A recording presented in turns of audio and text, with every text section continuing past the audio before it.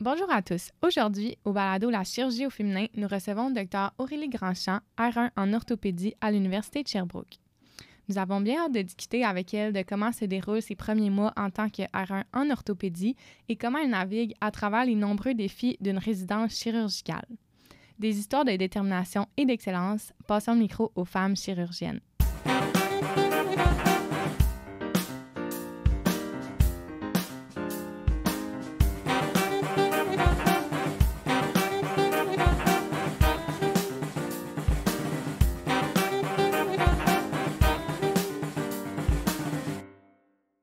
Donc, bonjour, Dr Grandchamp. On est super contente de vous recevoir aujourd'hui à cette première édition du podcast 2025. Bonjour, bonjour. Donc, vous êtes R1 en orthopédie. Oui. On se demandait, notre première question, pourquoi l'orthopédie? Qu'est-ce qui vous a mené là, à ce choix de spécialité? C'est bon. Premièrement, moi, c'est Aurélie. OK. R1 en ortho, là, vous pouvez m'appeler Aurélie, puis vous pouvez me tutoyer aussi, c'est vraiment correct. Fait que ça fait comme 3 mois que j'ai commencé en ortho. Pourquoi j'ai choisi ça? Honnêtement, ça fait quand même longtemps là, que je sais que je veux aller en orthopédie. Depuis que je suis petite, j'ai comme été patiente orthopédique moi-même, fait qu'on dirait que ça m'a donné de l'intérêt de ce côté-là. Puis plus j'ai fait mes études en médecine, plus on dirait que ça s'est comme concrétisé avec les stages. Puis honnêtement, c'est comme une spécialité qui est tellement concrète. Il y a une douleur, tu fais une radiographie, tu sais c'est quoi le problème, puis tu le traites.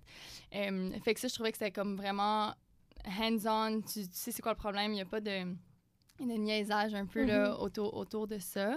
Sinon, le chirurgical, c'est vraiment quelque chose que j'avais besoin là, dans ma pratique future. Je suis quelqu'un qui est manuel, qui aime ça, travailler, réparer, puis l'orthopédie, je venais vraiment chercher ça. Puis c'est une spécialité qui bouge beaucoup. Fait que t'as pas le temps d'attendre que les patients viennent. Il va-tu avoir une consultation aujourd'hui? Oui, non, ça roule. T'es tout le temps en train de courir un peu partout dans l'hôpital.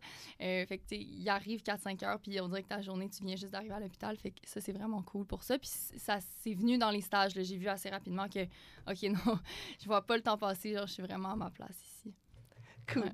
Ben, c'est ça. On entend l'orthopédie, ça roule. C'est Ouais. le cas de le dire. Ouais, vraiment. Ouais. Vraiment. Avant d'entrer dans le vif du sujet, là, c'est vraiment intéressant.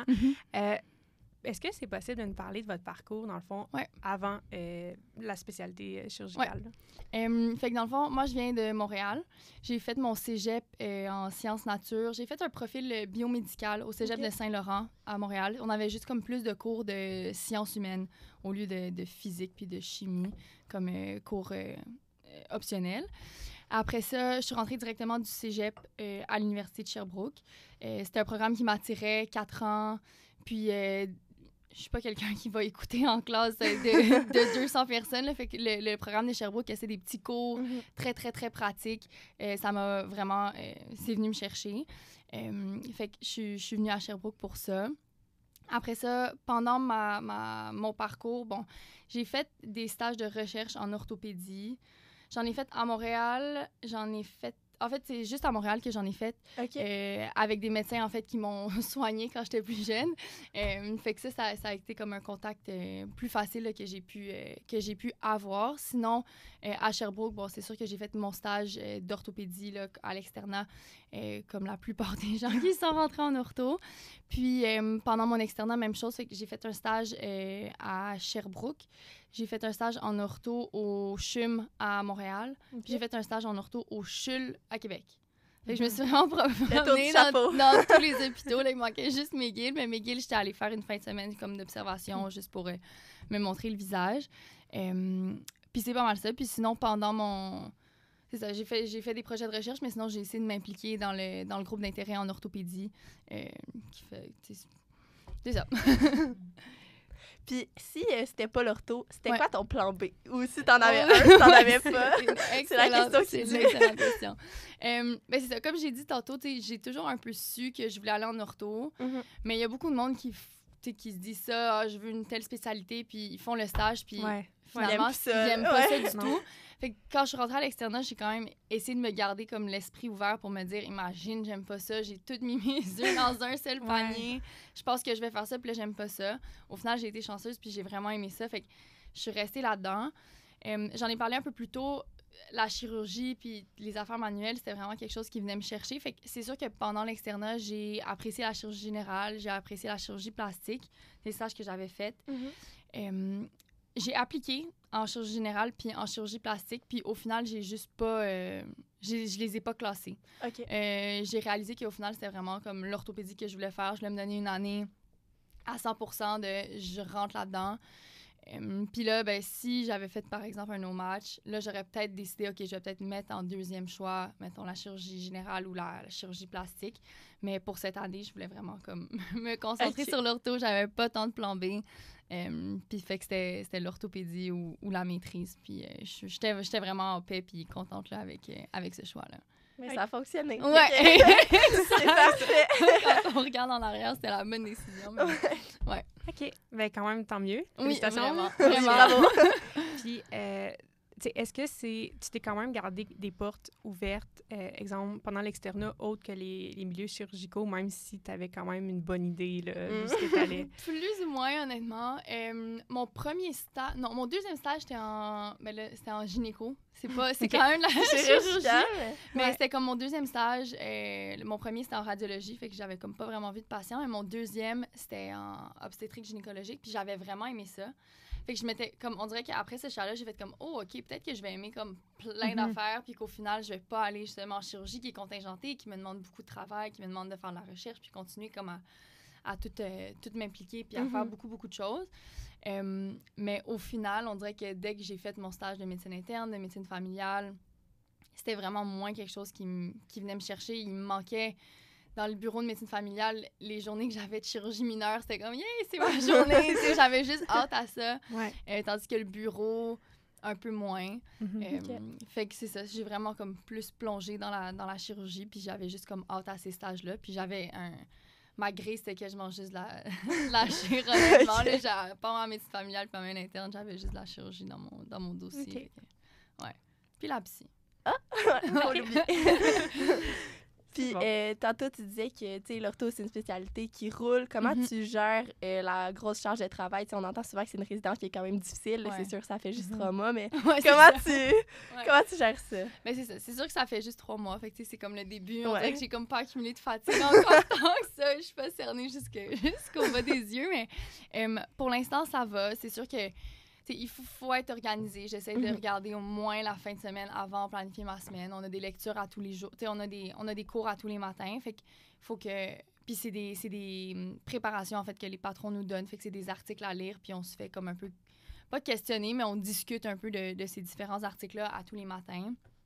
Fait que ça fait en sorte qu'il faut que tu étudies tous les soirs ou au moins la fin de semaine. Tu prépares, mettons, ton lundi, mardi, comme ça, tu portes ta semaine comme bien. Mais il faut que tu planifier tes affaires parce que si, mettons, la fin de semaine, t'es de garde ou lundi, t'es de garde, ben, faut que tes choses soient faites. Fait que tu peux pas attendre au soir même puis dire « J'ai un article de 40 pages à lire pour demain matin. » Si tu l'as pas commencé, tu vas juste le lire tout croche puis t'apprendras jamais autant.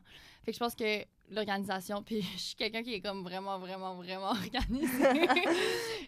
Fait que ça m'aide comme vraiment beaucoup.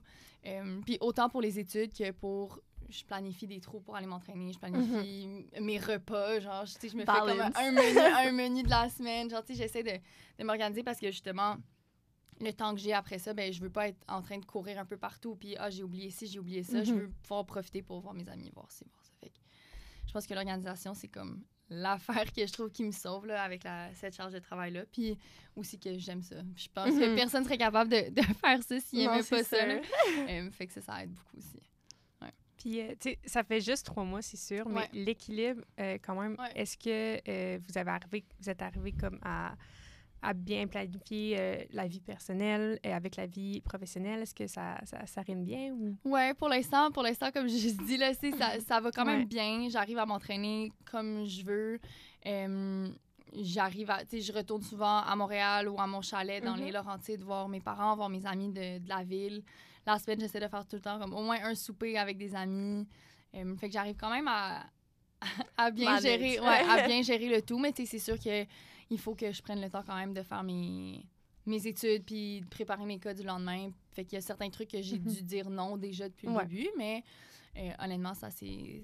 À date, ça fait juste 3 mois. C'est vrai que je vais pouvoir continuer comme ça, mais à date, ça se passe bien. Puis j'arrive à comme tout manage tout ça ensemble. Là. Ouais. Parfait. C'est parfait, ça. Ouais. Puis, si on change un petit peu le sujet, tu sais, en ortho, des fois, on entend quelques stéréotypes en lien avec la spécialité. Est-ce que tu veux nous parler un peu, le fameux ortho-bro, des trucs comme ça? Est-ce que tu trouves dans ton 3 mois que c'est quelque chose qui est vrai, pas vrai? Non, c'est vrai. Ouais, ben, honnêtement, c'est difficile à dire. Honnêtement, il y a certaines... Je suis quand même petite comme fille. Je suis pas genre, il y a des gars qui mesurent 6 pieds 2 puis ils sont jack puis ils bench 400 livres. Je suis pas ça, là. Puis oui, effectivement, il y a des chirurgies que comme j'ai plus de misère puis je dois me prendre un petit banc puis comme ça, au lieu de me prendre un coup, ben ça m'en prend 4. Mais tu sais, comme au final, tu finis par y arriver. C'est sûr qu'il y en a des fois qui disent comme « Hey, là, ça vous tente-tu de prendre des filles plus grandes ou quelque chose de même? » Mais après ça, les patrons, souvent, c'est comme le nursing, tout ça, qui disent ça en niaisant. Puis c'est les patrons après qui disent « Ben non, elle est bien bonne, elle est bien correcte, ça va bien aller. » Tu sais, comme qui te rassurent puis tout ça. Fait que de ce côté-là, tu sais, je pense que c'est un mélange, mais je pense que c'est vraiment mieux que ce que ça l'a été. Ouais. Puis tu sais, la preuve, cette année, on est 2 filles puis 1 gars. Puis je pense que dans nos résidents, il nous reste 4 gars. Puis le reste, c'est des filles. OK, Puis wow, on quand est même. 11. Je crois qu'on est 11. Fait que on commence à être majoritaire. Puis tu sais, tu choisis un peu ta spécialité en conséquence. Là. Il y en a il y a des surspécialités de l'orthopédie qui sont plus demandantes physiquement. Puis ça dépend juste de ton gabarit. Il y a des filles patronnes que je vois qui sont plus jack puis plus carrées que certains gars en ortho. Fait que tu sais, ça dépend un peu de ce que tu veux faire. Mais comme n'importe quelle spécialité, tu vas trouver ton dada puis dans quoi tu vas être capable de faire sans aucun doute. Fait que je pense que c'est comme un stéréotype qui est à éliminer, mais qui veut pas. L'orthopédie, c'est quand même une spécialité qu'on peut fesser fort puis faut un minimum de force puis de physique, là, mais sinon, comme on se débrouille puis c'est vraiment correct. OK. Puis la relation avec les patrons, c'est comment environ? Est-ce que c'est quand même, vous êtes proches ou est-ce que vous les sentez proches de vous ou vous sentez que c'est plus comme une relation formelle? Je trouve que on a une bonne relation. Comme, oui, il y a une relation de professionnelle, c'est nos patrons, c'est les chirurgiens, comme on garde un peu le statut autoritaire qu'ils ont, mais on a eu... Là, c'était comme l'été, on a eu tellement d'événements, de soupers, de soirées au... Team bonding. C'est ça, comme on est allé jouer au go-kart, toute l'équipe avec plusieurs patrons. On a fait des soupers chez notre directeur de programme avec ses petits-enfants, puis tout le monde était là. Cool. Fait que ça fait vraiment comme... Puis je pense que Sherbrooke s'est reconnu pour ça. Là. Ça a vraiment une équipe comme avec une ambiance super familiale, super accueillante. Puis dès l'externat, je me sentais comme déjà dans l'équipe. Fait que ça a juste comme continué, puis ça s'est amélioré en tant que résident, tu fais comme encore vraiment plus partie de l'équipe. Mais non, tu sais, je serais à l'aise de parler de n'importe quoi à mes patrons. Puis il y en a certains qui viennent revenir de leur fellow, puis on les appelle par leur prénom, puis on les tutoie, puis on se texte le jour dès qu'on a une question ou il y a un patient à l'étage qu'on n'est pas sûr, on n'est pas stressé de les appeler. On leur envoie un texto, puis ils sont super, super fins. Puis ils nous encouragent puis ils nous aident là, dans notre parcours, surtout les R1, R2. Là, ils savent que c'est difficile. Puis honnêtement, ils sont super conscients. On dirait qu'ils se rappellent de leur résidence, même si ça fait 20 ans qu'ils sont là. Pour vrai. Mais non, ils sont super gentils puis ils nous aident vraiment beaucoup. Fait que ça, c'est cool pour ça. Très cool. Ouais. Puis tantôt, tu nous parlais là, qu'il y avait différentes branches de surspécialités en orthopédie. Est-ce que tu veux nous en parler un peu plus? Il y en a une, toi, qui t'intéresse déjà? Oui, bien, en fait, l'ortho, c'est assez large. Tu sais, si tu t'en vas plus en région, plus en communautaire, tu peux garder une pratique assez diversifiée puis faire comme un peu de tout.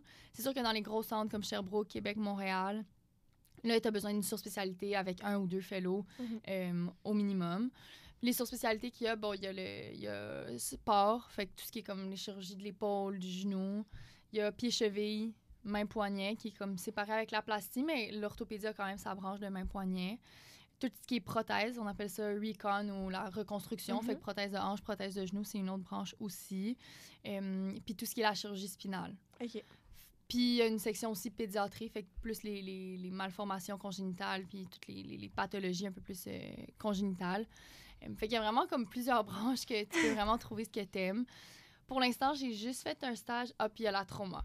À ne pas oublier. À ne pas oublier, qui fait partie du quotidien. Fait que j'ai fait un stage de trauma, un stage de sport, puis là, je suis en reconstruction en ce moment. Ce que j'ai le plus aimé à date, j'ai vraiment adoré la trauma. Genre, j'adore que ça bouge tout le temps. Puis on dirait que chaque chirurgie est différente. Comme les os sont cassés tout croche tout le temps de différentes façons. Fait que tout le temps une différente approche pour venir les réparer, les réduire, différentes façons de réduction. Fait que ça, c'est vraiment cool pour ça. J'ai aimé sport aussi beaucoup. Tout ce qui est comme réparation de tendons. On dirait que c'est plus... Je sais pas, c'est comme différent un peu de varger sur une prothèse que si un genou, c'est un peu plus comme délicat. Puis souvent, c'est des patients qui sont plus athlètes ou sportifs. Fait qu'on dirait que c'est cool de voir leur réalité. Puis tu les prends dans leur plus bas, puis t'es répares, puis là, t'es suis, puis là, ils retournent dans leur sport, puis là, ils sont contents. Fait que c'est cool de voir comme l'évolution puis le suivi. Même si ça fait juste 3 mois, on dirait que j'ai déjà vu ces suivis-là. Puis je suis comme, wow, OK, c'est vraiment cool d'avoir ce feedback-là. Puis honnêtement, en ortho, c'est rare que j'ai vu des patients pas contents de leur chirurgie. Ça arrive, des complications, mais la plupart sont vraiment comme, OK, wow, j'allais vraiment pas bien, puis là, je vais bien. Fait que c'est vraiment cool à voir. Très cool. Oui, vraiment. Puis il y a beaucoup de surspécialités, ça, je savais pas ça. Là, quand ouais, c'est ça. C'est intéressant de voir que... Ouais, c'est ça. Mais si ça m'était... Il y a certaines personnes qui vont aimer ça, puis qui vont vouloir se surspécialiser, faire un fellow, puis rester dans une même branche, puis, mettons, faire des prothèses de hanches puis de genoux pour le reste de leur vie. Puis il y en a qui vont peut-être moins aimer ça, puis qui vont se dire, hey, tu sais quoi, je veux aller en milieu communautaire, puis je veux continuer à tout faire, puis qui préfèrent ne pas se surspécialiser. J'ai comme pas encore pris ma décision. Je sais pas trop, tu sais, je me laisse un peu aller. À date, j'ai comme aimé 2 branches. Là, je viens de commencer ma reconstruction, fait que à voir. Mais il y a certains trucs en ortho que, tu sais, t'auras pas le choix de faire. Tu sais, des prothèses de hanches, de fractures de personnes âgées, c'est sûr que tu vas en faire. Peu importe ce que tu fais, dès que tu fais une garde, c'est sûr que tu vas avoir en faire. Fait que ça va être de voir.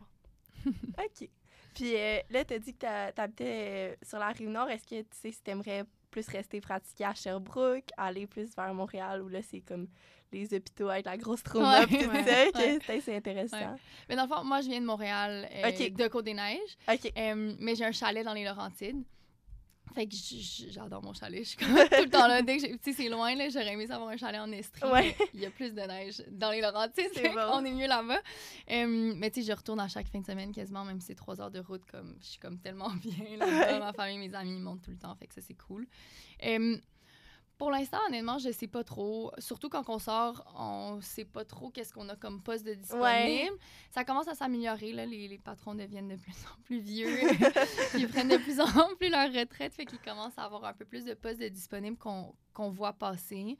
Je pense que, honnêtement, j'aimerais ça retourner comme plus vers Montréal. Est-ce que je veux travailler comme à Sacré-Cœur dans un gros centre de trauma? Pas sûr, mais je pense que j'aimerais ça revenir proche de ma famille, proche de mes amis de Montréal, plus proche de mon chalet aussi. Oui.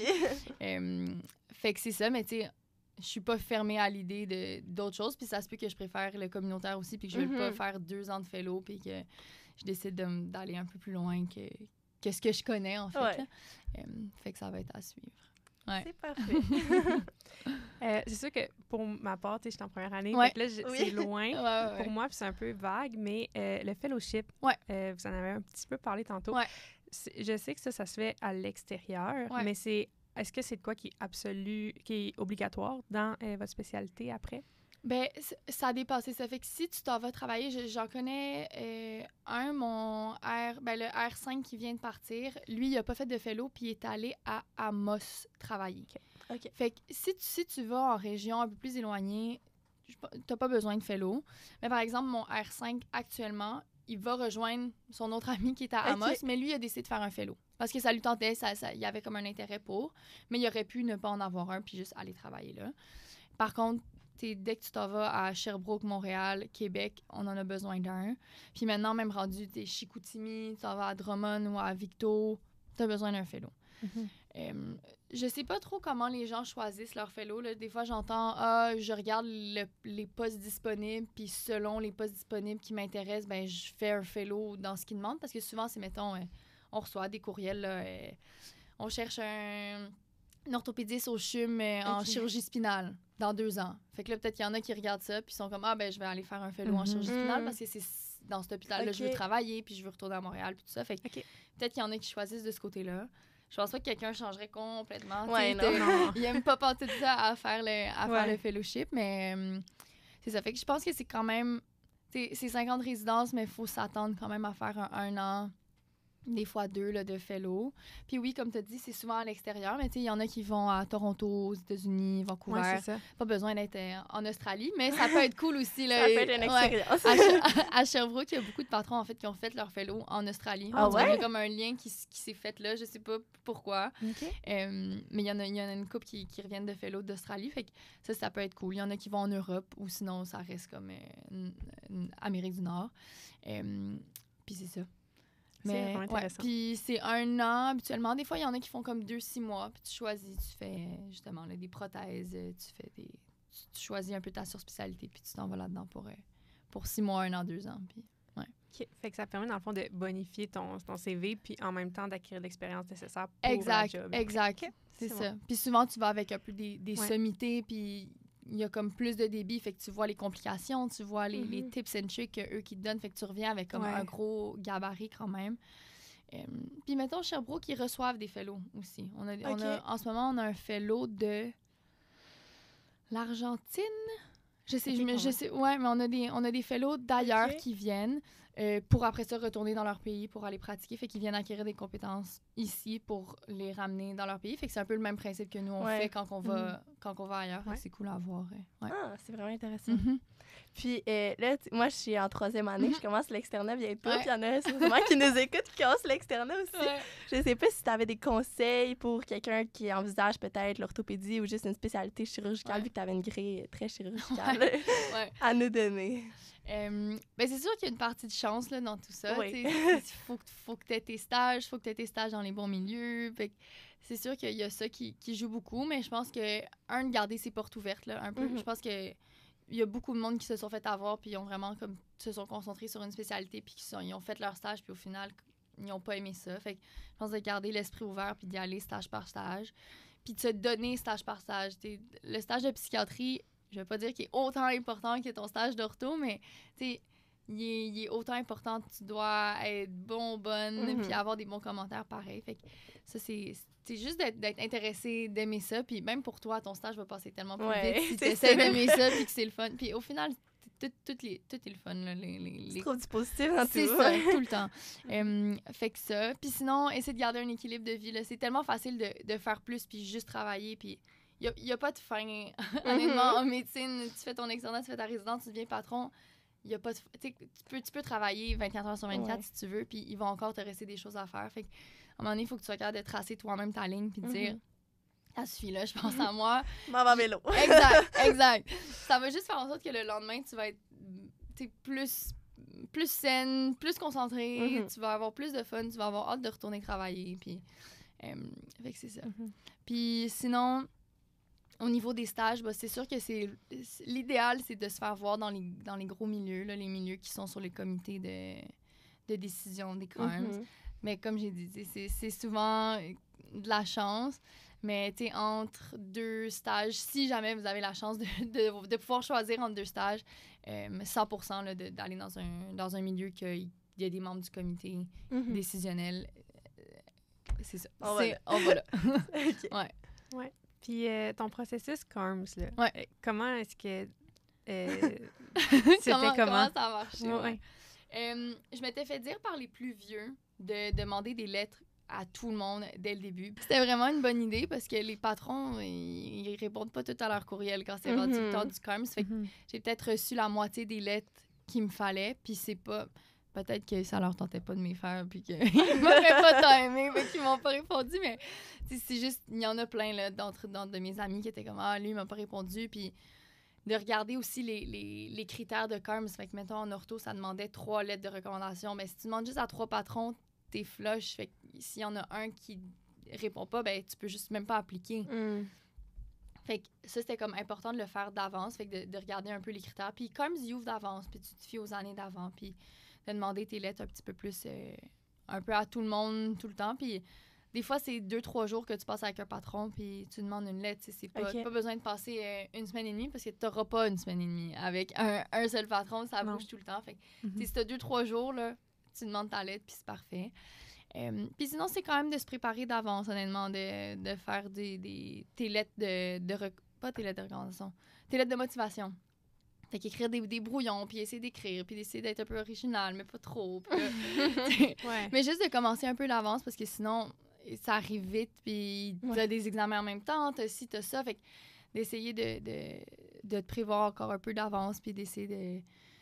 Puis ce que j'avais trouvé qui m'a aidée, c'est aussi, je les ai fait lire comme à mes amis hors de médecine, puis à mes parents, puis à du monde comme autres qui regardent ça, puis sont comme, ah, OK, comme si j'avais eu quelqu'un qui était venu en finance dans mon cabinet, puis j'aurais trouvé ça hot, ou ah non, c'est comme, quétaine, ou c'est comme trop boring. Fait que c'est ça, fait que des fois, le faire lire par les autres, ça m'a... Moi, j'ai trouvé que ça m'a aidée. C'est pas mal ça. Dans le fond, là, on va changer de sujet. C'est bon. Est-ce que c'est arrivé, tu sais, c'est sûr qu'on ne peut pas passer avec l'idée de Grey's Anatomy où c'est full dramatique, mais est-ce que vous avez déjà été témoin ou d'un patient qui décède ou devoir l'annoncer à des proches? Juste, comment est-ce que vous avez vécu ça, si c'était le cas? Ouais. Oui, c'est déjà arrivé. Même si ça fait 3 mois, j'ai eu 1 mois aux soins intensifs. Puis même sur mes gardes d'ortho, il y a souvent des polytraumatisés qui, au final, ils arrivent à l'urgence, puis ils sont pas réanimables, puis ils décèdent, là, puis t'es descendu en urgence en bas pour voir la situation. On arrive quand même à se détacher. Ben, de mon point de vue, j'arrive quand même à me détacher. C'est sûr que c'est quand qu'après ça, on va voir la famille que là, c'est un peu plus difficile, puis que tous les proches pleurent, puis t'es un peu comme... Tu dois rester professionnel, rester un peu distant, mais en même temps, c'est une réalité que tu veux partager avec eux, puis leur expliquer le plus possible un peu qu'est-ce qui vient de se passer, puis expliquer un peu le raisonnement derrière tout ça, même si tu sais qu'au final, eux, ils se rappelleront pas nécessairement de ce que tu leur dis, mais tu veux juste essayer d'être présent pour ces personnes-là. C'est sûr que c'est difficile, mais on dirait qu'on arrive à passer par-dessus, puis le fait de se mettre ce lien-là professionnel, ça aide, j'ai trouvé. Des fois, c'est arrivé que j'ai donné des câlins à des proches, là, puis mes condoléances, puis ils ont pleuré dans mes bras, mais on dirait qu'au final, je reste comme la face du médecin qui vient apporter la mauvaise nouvelle. Ouais. Fait que quand je rentre chez moi, oui, j'y pense, mettons, pendant une soirée, mais après ça, on dirait que je continue ma journée, puis ça continue. Je sais pas s'il y a des patients que peut-être que... Là, c'était des patients que je voyais comme pour la première fois, fait que je sais pas si ça va être différent si c'est des patients que je suis depuis des années, puis que je les opère pour une prothèse, puis là, c'est comme vraiment moi qui cause le décès ou qui cause une complication qui mène au décès. Là, je pense que ça va être un peu plus rough comme situation, mais dans les situations que j'ai eues, c'était vraiment plus des traumas aigus, qu'il reste quelques jours à l'hôpital puis qu'on n'arrive juste pas à les sauver. Fait que c'est comme tellement aigu, rapide, on n'a pas le temps de connaître la famille non plus. Fait que on dirait que ça... Le lien est moins là. Le lien est moins là, fait qu'on reste détaché puis on reste quand même le médecin traitant. Puis on veut pas, on les voit gros max 30 minutes par jour. Fait que tu sais...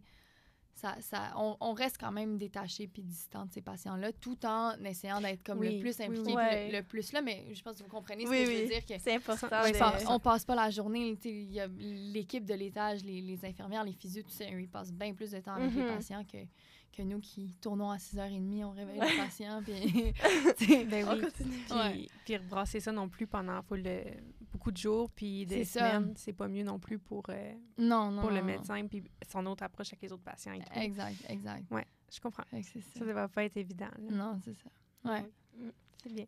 Puis sur peut-être une petite note finale, ce serait quoi, mettons, les 3 mots que tu utiliserais pour décrire ta spécialité? Oh, là, tu m'as passé une balle. 3 mots. Ça peut être quelques mots, là. OK. 3 concepts. Faut-tu qu'ils fit ensemble? Oui ou non? Oui ou non? OK. J'allais dire vraiment nice. C'est bon, ça fait 2? C'est bon. Challengeant. OK. Divertissant.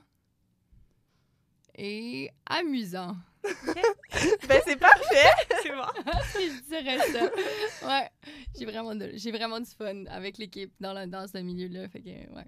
Ben, c'est très cool. On voit que t'as vraiment l'air à ta place puis d'aimer vraiment ce que tu fais. C'est super motivant pour tes étudiants d'entendre ça. Puis on comprend pourquoi on étudie. Oui. Ça devienne concret plus tard. Ouais. OK, merci beaucoup. Merci ça beaucoup. Fait plaisir. Merci beaucoup de m'avoir accueilli ici, d'avoir invité. C'était vraiment un nice atelier. Nous remercions le Dr Grandchamp d'avoir pris de son précieux temps pour venir discuter avec nous. C'était vraiment très intéressant. On lui souhaite le meilleur pour la suite. et on vous revoit pour un prochain épisode.